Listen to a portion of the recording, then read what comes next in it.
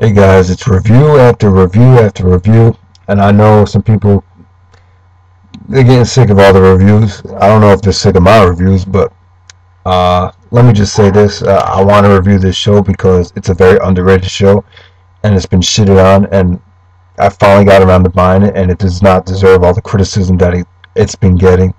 Got it at the during the buy three get two free sale at the ROH show. I needed a show to pick up, and this is one of the shows I never picked up.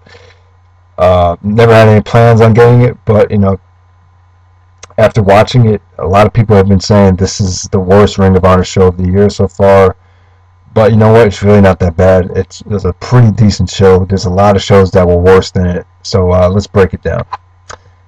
So the first match we get, kind of like a tryout match. I don't know if they're two local guys or two guys that just brought over.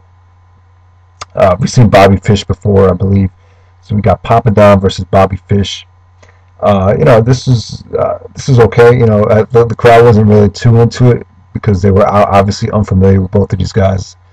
So, I don't think Ring of Honor should feel bad about doing something like this. I know the message board kind of craps on the fact that Ring of Honor did this at the beginning of the year, bringing two local jobber guys in to have a match to open up the show. But you know what? It's a good thing to do. I mean, if they never gave anyone a chance, then you know what? They wouldn't. No one will make a name for themselves, and this match definitely helps these guys out because they can put it on their resume. They wrestle for Ring of Honor, so it's a good-hearted thing to do to just let two local guys just get on a show and do what they can do. So next up we get Kenny King and Rhett Titus versus Erick Stevens and Bobby Dempsey.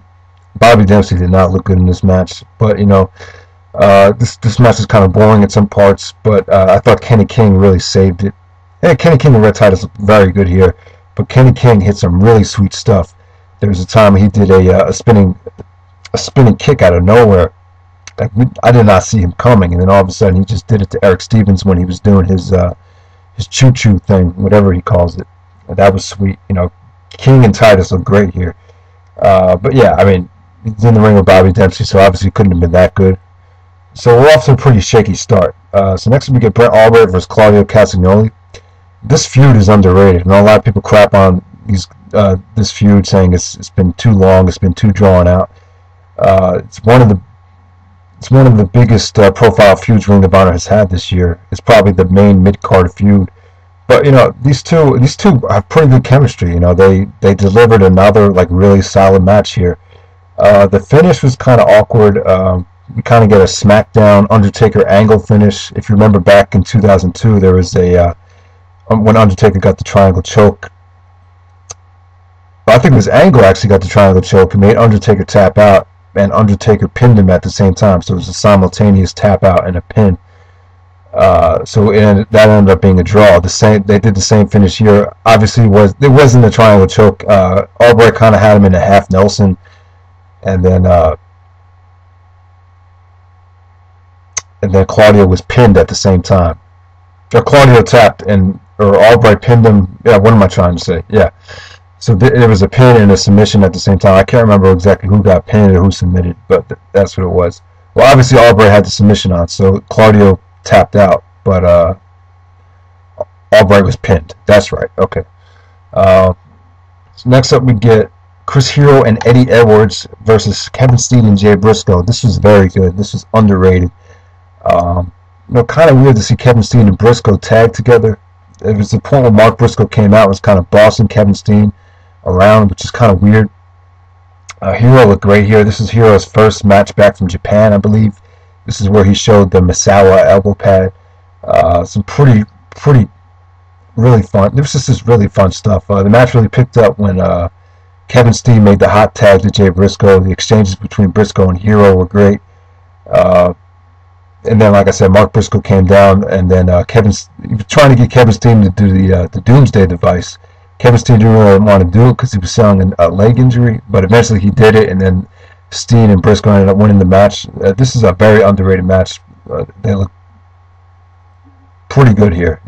Both teams look pretty good. Next up, we get Bryan Danielson versus Delirious. There's some parts of this match that were boring. I heard this was the worst match they had. would not agree with that. I think they had a match that was weaker than this. But Danielson and Delirious have a pretty good history. Delirious actually made Danielson tap out right before Final Battle 2006 at a Chicago show.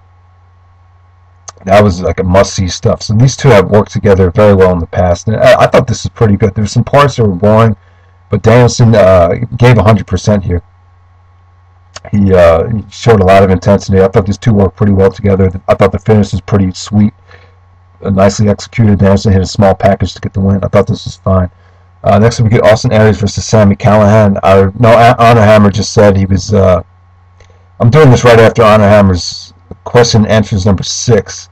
And he talked about Sami Callahan and how, C-Dude and him really don't think he's that great, and he's really not. I mean, the guy's pretty out of shape. He's pretty generic. Really doesn't do anything that special. But I'll give Aries credit here. Aries was gold on the mic, just like he is before every match. I'm just so into his character right now. And him and Callahan had an okay match. Aries did his best to make this watchable, and it was pretty decent. It wasn't that bad.